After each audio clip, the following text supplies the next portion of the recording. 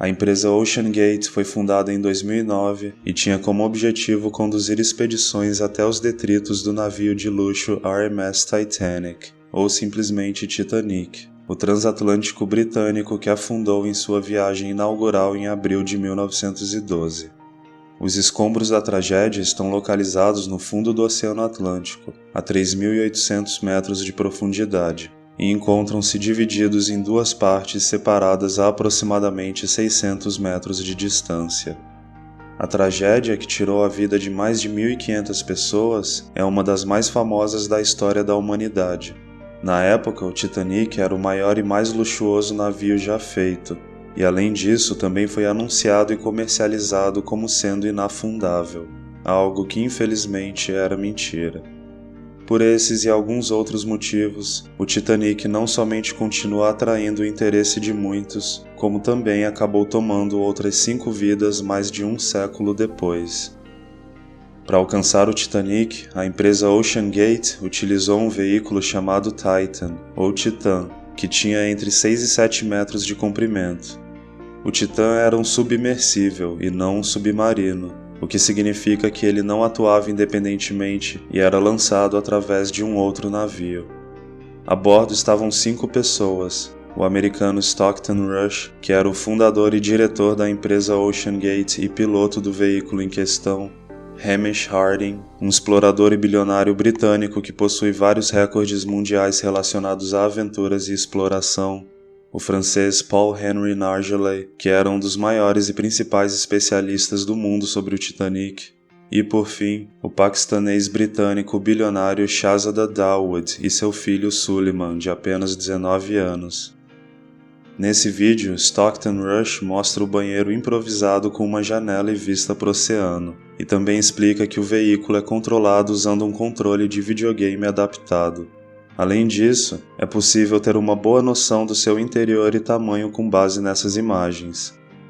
Cada passageiro pagou $250 mil pela aventura, que teria 8 horas de duração.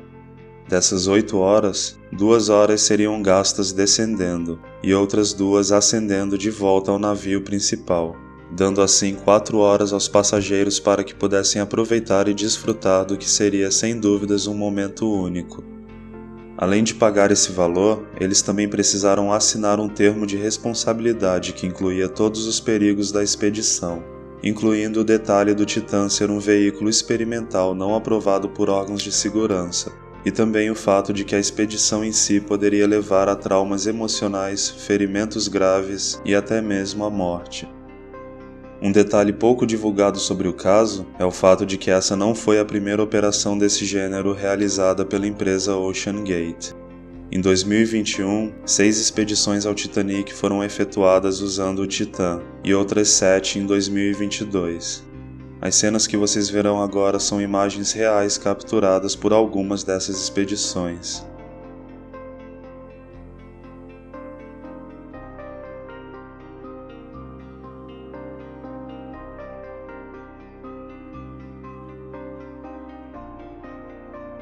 No dia 18 de junho de 2023, os passageiros que mencionamos embarcaram na primeira expedição daquele ano ao Titanic, que acabaria sendo de fato a maior, mas também a última aventura de suas vidas. O descenso teve início às 9 horas da manhã, e a cada 15 minutos o Titã se comunicava com o navio principal. Por volta das 10h45 da manhã, aproximadamente 1 hora e 45 minutos após o início do descenso, a comunicação foi perdida. A situação então ficou ainda mais preocupante quando o Titã não ascendeu de volta à superfície após 8 horas, que seria o tempo de duração da expedição. Mega operações de busca e resgate foram então iniciadas por parte dos governos americano e canadense, e ainda havia esperança de que os passageiros poderiam ser encontrados com vida. Alguns até especularam que o veículo poderia estar preso nos detritos do Titanic e que por alguma falha técnica teria perdido contato com o navio principal. Porém, a maioria das pessoas já suspeitava de uma possível implosão, e foi isso que de fato aconteceu. Escombros foram encontrados e no dia 22 de junho, a Guarda Costeira americana confirmou que esses escombros eram de fato consistentes com a implosão do Titã. Ao contrário de uma implosão não expande, mas reduz o volume ocupado. Ela ocorre quando a pressão externa excede a resistência da estrutura em questão, ou seja, aconteceu que a pressão da água esmagou o casco do Titã e o comprimiu para dentro. Uma coisa que uma explosão e uma implosão têm em comum, entretanto, é o fato de ocorrerem quase que imediatamente, e a quase 4 km de profundidade no oceano, a pressão é tão esmagadora que estima-se que as vítimas do Titã morreram em aproximadamente 20 milissegundos. Se 1 segundo possui 1000 milissegundos, então 20 milissegundos não é nada, é uma mísera fração de segundo. Ou seja, isso significa que eles morreram instantaneamente, sem sentir absolutamente nada e antes mesmo de que seus cérebros pudessem registrar o que tinha acontecido. Na data de postagem desse vídeo, ainda não se sabe qual o motivo que levou à implosão do Titã, mas existem algumas suposições.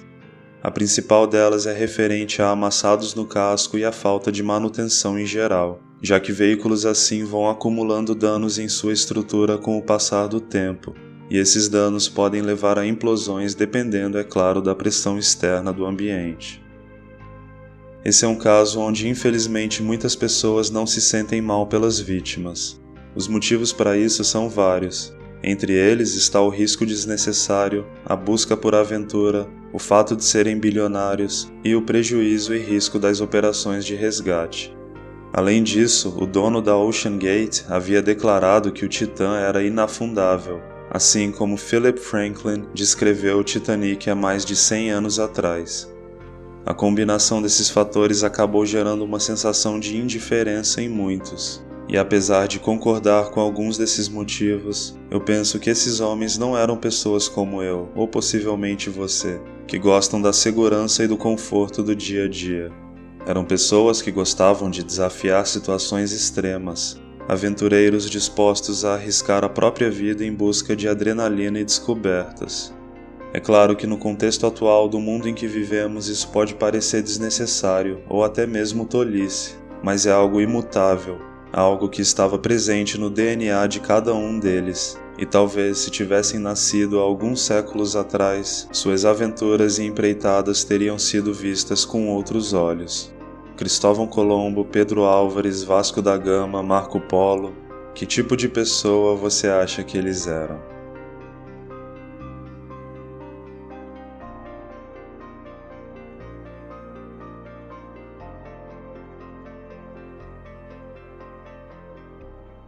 Obrigado por assistir, se inscreva no canal caso você tenha gostado e até o próximo vídeo. É nóis!